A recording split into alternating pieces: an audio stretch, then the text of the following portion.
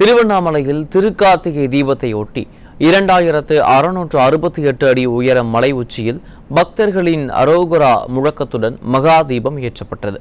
இது குறித்த செய்தி தொகுப்பை பார்க்கலாம்.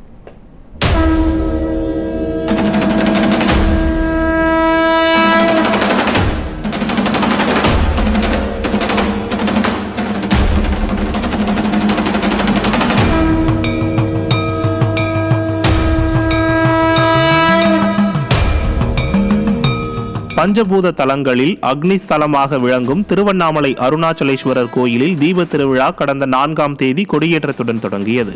விழாவின் முக்கிய நிகழ்வுகளில் ஒன்றான பஞ்சரதங்களின் தேரோட்டம் செவ்வாய்க்கிழமை நடைபெற்றதை அடுத்து விழாவின் முக்கிய நிகழ்வான மகா தீப திருவிழா நடைபெற்றது.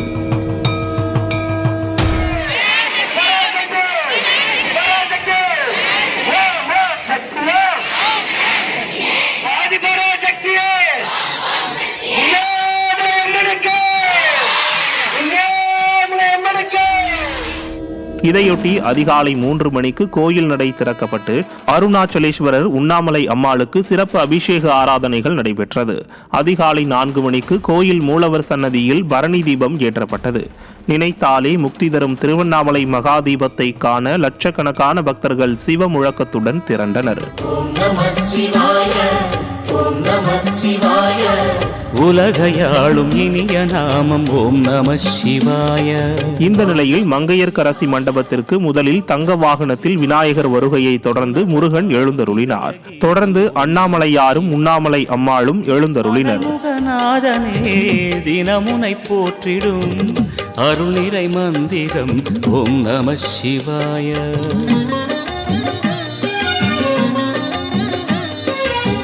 இதையடுத்து அர்த்தநாரீஸ்வரர் எழுந்தருளிய பிறகு கோயில் பின்புறம் உள்ள 2668 அடி உயர மலையின் உச்சியில் 350 கிலோ எடை கொண்ட கொப்பரையில் 4500 லிட்டர் நெய்யுடன் 1500 மீட்டர் காடா துணியில் தயாரிக்கப்பட்ட திரியை பயன்படுத்தி மாலை 6 மணி அளவில் மகா தீபம் ஏற்றப்பட்டது.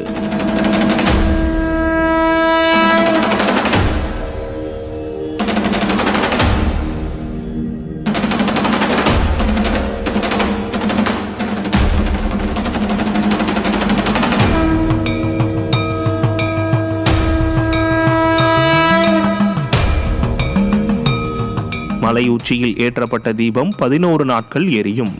ஜோதி வடிவமாக அருணாச்சலேஸ்வரர் காட்சியை பார்த்து அரோகரா என்ற முழக்கத்துடன் சங்கு ஊதியும் பக்தர்கள் பரவசத்துடன் வழிபட்டனர். இதேபோல் தமிழகத்தில் பல்வேறு கோயில்களில் தீபம் ஏற்றப்பட்டு பக்தர்கள் சாமி தரிசனம் செய்தனர்.